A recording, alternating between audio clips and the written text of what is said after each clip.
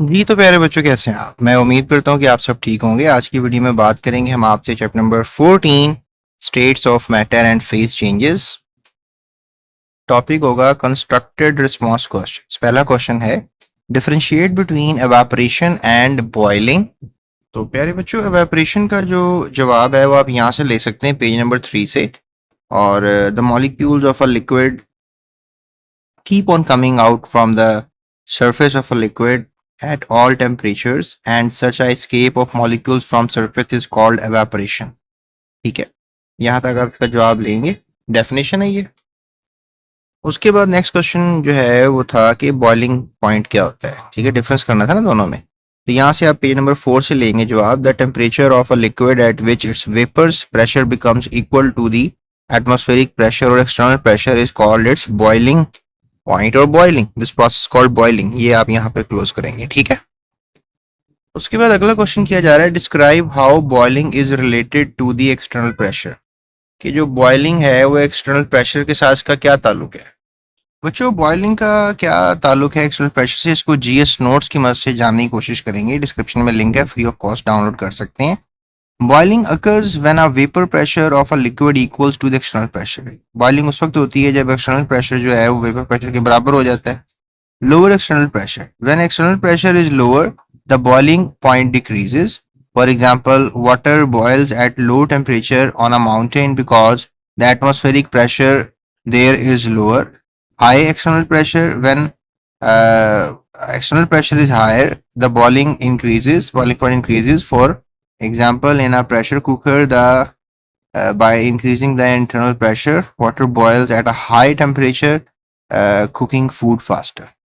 यानी कि high external pressure cooker के अंदर अगर आप कर देते हैं तो पानी जल्दी बॉयल नहीं करेगा, ज़्यादा टेम्परेचर पे बॉयल करेगा, फूड को जल्दी कुक करने में मदद करेगा। और अगर लोअर एक्सटर्नल प्रेशर आते हैं तो पहाड़ों पर चले जाएं, वहाँ पर माउंटेन्स के ऊपर प्रेशर एटमॉस्फेयर का कम होता है, जिस वजह से पानी जल्दी बॉयल कर जाएगा। या 100 डिग्री पे बॉयल करता है, वहाँ पर 98 डिग्री पे बॉयल कर जाएगा, ठीक है। उसके बाद अगला क्वेश्चन देखते हैं कि why the process of evaporation does not need the input of energy. Evaporation को इतनी खास इनपुट क्यों नहीं चाहिए एनर्जी की। Evaporation does not need the input of energy, heat और heat, because it relies on the energy from the surroundings or on the kinetic energy that water molecules already possesses at room temperature। ठीक है, अपनी ही kinetic energy के ऊपर rely करता है या आसपास की सराउंडिंग की एनर्जी पर रिलाय करता है। Why the heating and cooling curves for the phase changes adopt the same path। यानी कि ये जो हीटिंग एंड कूलिंग कर्व्स हैं, ये फेज चेंजेस में अडॉप्ट सेम पाथ क्यों करते हैं। तो इसका जवाब ये होगा that the heating and cooling curves for the phase changes adopt the same path because the heat required to break molecular bonds during the heating is exactly equal to the energy released when the bonds reform during the cooling। यानी कि जितनी bond में energy है, let's say that वो energy अगर इस bond को तोड़ने के लिए आपने बाहर से लगाई है, तो अगर लेट्स से दैट ये बॉन्ड दोबारा बन जाएगा तो उतनी ही एनर्जी बाहर निकाल देगा, ठीक है। Under the same pressure conditions a substance will melt and freeze at the same temperature and boil and condense at the same temperature।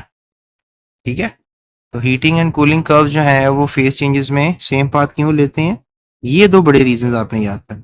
Same pressure conditions होती हैं, सब्सटेंस जो है वो मेल्ट एंड फ्रीज करता है सेम टेम्परेचर पे, ये बात याद रखनी है। And boil and condense at the same temperature. अगला हमारे पास क्वेश्चन है जी, why ice melts when the pressure is exerted on it. यानी कि जब हम आइस के ऊपर जो है वो प्रेशर लगाते हैं तो आइस मेल्ट क्यों कर जाती है। Water is denser as a liquid than it is as a solid ice. When you exert pressure on ice, you force the molecules closer together to collapse into a liquid। ठीक है, जब आप क्या करते हैं कि water is denser as a liquid then it is as a solid ice। When you exert pressure on ice, you force the molecules closer together to collapse into a liquid।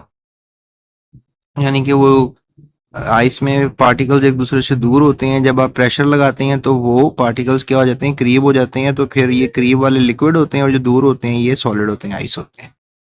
तो जब आप उनको प्रेशर लगाते हैं तो फिर वो liquid हो जाते हैं। यानी कि अगर आप बर्फ को अपने दांतों के नीचे रख के दबाएंगे ना तो आप देखेंगे वो लिक्विड बन जाता है। फिर लास्ट क्वेश्चन है, ये व्हाई डू फेज चेंजेस अकर, आखिर ये फेज चेंजेस का मामला होता क्यों है?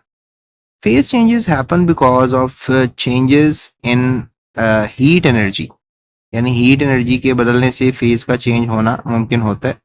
This energy affects how particles behave, और पार्टिकल्स कैसे बिहेव करते हैं इस एनर्जी का ये इफेक्ट होता है। सो ये था जनाब हमारे पास डिस्क्रिप्टिव सॉरी इंक्विजिटिव क्वेश्चंस का सारा डाटा, बल्कि ये हैं कंस्ट्रक्टेड रिस्पांस क्वेश्चंस। ठीक है, तो ये सारे हमने कर लिए हैं और इंशाल्लाह नेक्स्ट वीडियो में हम आपको डिस्क्रिप्टिव क्वेश्चंस भी सारे करके देंगे।